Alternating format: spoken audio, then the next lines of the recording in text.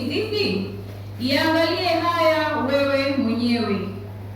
Akavitupa vile vipande vya fedha katika hekalu, akaondoka, akaenda akajinyonga. Wakuu wa makuhani wakavitoa vile vipande vya fedha, wakasema, si halali kuviweka katika sanduku ya sadaka, kwa kuwa ni kima cha damu. Wakafanya shauri, wakavitumia kwa kununua konde la mfinyanzi, liwe mahali pa kuzika wageni. Kwa hiyo konde lile huitwa konde la damu hata leo. Ndipo likatimia neno lililonenwa na nabii Yeremia akisema, wakavitoa vipande 30 vya fedha, kima chake aliyetiwa kima, ambaye baadhi ya Waisraeli walimtia kima, wakavitumia kwa kununua konde la mfinyanzi, kama Bwana alivyoniagiza. Naye Yesu akasimama mbele ya liwali. Liwali akamuuliza akasema, wewe ndiwe mfalme wa Wayahudi? Yesu akamwambia, wewe wasema. Lakini aliposhtakiwa na wakuu wa makuhani na wazee, hakujibu hata neno. Ndipo Pilato akamwambia, husikii ni mambo mangapi wanayokushuhudia? Asimjibu hata neno moja. Hata liwali akastaajabu sana. Basi wakati wa sikukuu, liwali kwa desturi yake huwafungulia mkutano mfungwa mmoja waliyemtaka. Basi palikuwa na mfungwa mashuhuri siku zile aitwaye Baraba. Basi walipokutanika, Pilato akawaambia, mnataka niwafungulie yupi? Yule Baraba au Yesu aitwaye Kristo? Kwa maana alijua ya kuwa wamemtoa kwa usuda. Na alipokuwa ameketi juu ya kiti cha hukumu, mkewe alimpelekea ujumbe kumwambia, usiwe na neno na yule mwenye haki, kwa sababu nimeteswa mengi leo katika ndoto kwa ajili yake. Nao wakuu wa makuhani na wazee wakawashawishi makutano ili wamtake Baraba na kumwangamiza Yesu. Basi liwali akajibu akawaambia, mnataka niwafungulie yupi katika hawa wawili? Wakasema, Baraba. Pilato akawaambia, basi nimtendeje Yesu aitwaye Kristo? Wakasema wote, asulubiwe. Akasema, kwani ni ubaya gani aliyoutenda? Wakazidi sana kupiga kelele wakisema, na asulubiwe. Basi Pilato alipoona ya kuwa hafai lolote, bali ghasia inazidi tu, akatoa maji, akanawa mikono yake mbele ya makutano, akisema, mimi sina hatia katika damu ya mtu huyu mwenye haki. Yaangalieni haya ninyi wenyewe. Watu wote wakajibu wakasema, damu yake na iwe juu yetu na juu ya watoto wetu. Ndipo akawafungulia Baraba, na baada ya kumpiga Yesu mijeledi akamtoa ili asulubiwe. Ndipo askari waliwali wakamchukua Yesu ndani ya Praitorio, wakamkusanyikia kikosi kizima, wakamvua nguo, wakamvika vazi jekundu, wakasokota taji ya miiba, wakaiweka juu ya kichwa chake, na mwanzi katika mkono wake wa kuume.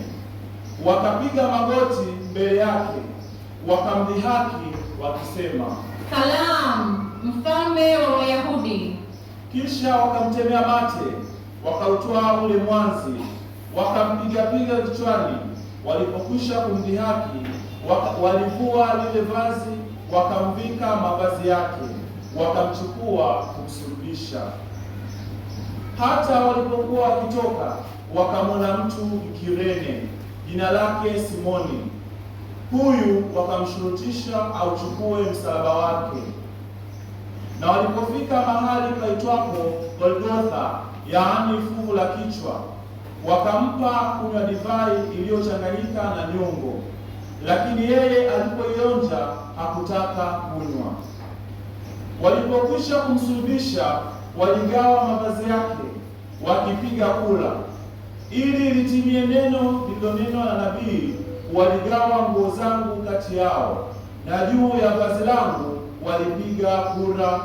Wakaketi, wakamlinda huko, wakaweka juu ya kichwa chake mashtaka yake.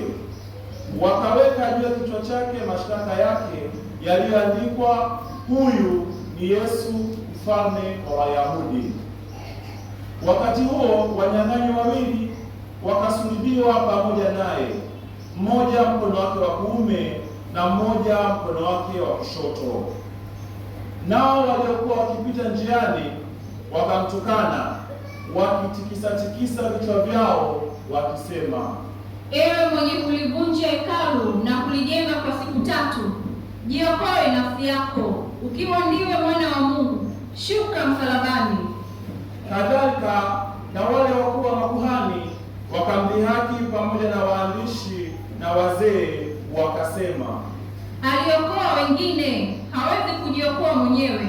Yeye ni mfalme wa Israeli, na ashuke sasa msalabani, nasi tutamwamini. Amemtegemea Mungu na amwokoe sasa kama anamtaka, kwa maana alisema, mimi ni mwana wa Mungu. Pia wale wanyang'anyi waliosulubiwa pamoja naye walimshutumu vile vile. Basi saa 6 palikuwa na giza juu ya nchi yote hata saa 9. Na kama saa 9 Yesu akapaza sauti yake kwa nguvu akisema, Eloi, Eloi, lama sabakthani, yaani, Mungu wangu, mbona umeniacha? Na baadhi yao waliohudhuria waliposikia walisema, huyu anamwita Eliya. Mara mmoja wao akaenda mbio, akatoa sifongo, akaijaza siki, akaitia juu ya mwanzi, akamnywesha. Wale wengine wakasema, acha na tuone kama Eliya anakuja kumwokoa. Naye Yesu akiisha kupaza sauti yake tena kwa nguvu, akaitoa roho yake.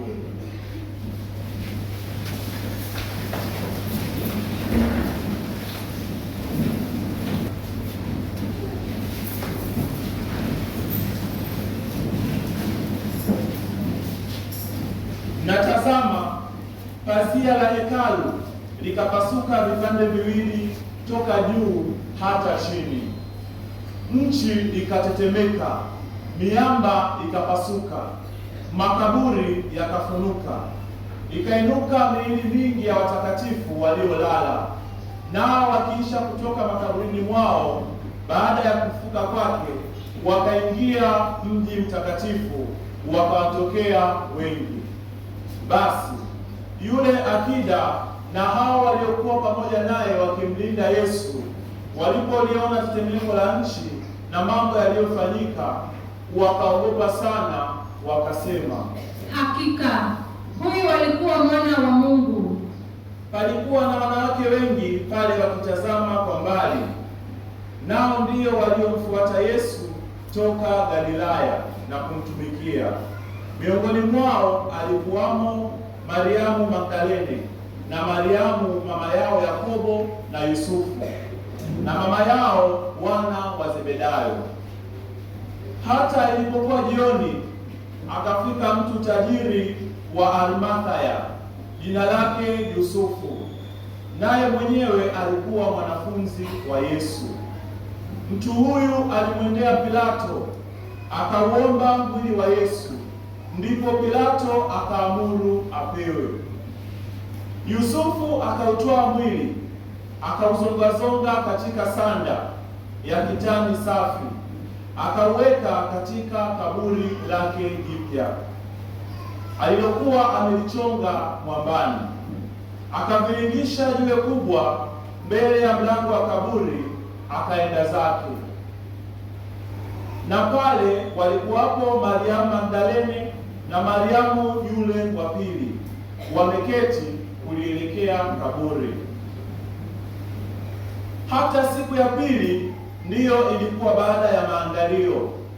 Wakuu wa makuhani na Mafarisayo wakamkusanyikia Pilato, wakasema, Bwana, tumekumbuka kwamba yule mjanja alisema alipokuwa akali hai, baada ya siku 3 nitafufuka. Basi amuru kwamba kaburi lilindwe salama hata siku ya tatu, wasije wanafunzi wake wakamwiba na kuambia watu, amefufuka katika wafu, na udanganyifu wa mwisho utapita ule wa kwanza. Pilato akawaambia, mna askari, nendeni mkalilinde salama kadiri mjuavyo. Wakaenda wakalilinda kaburi salama kwa kulitia lile jiwe muhuri, pamoja na wale askari walinzi.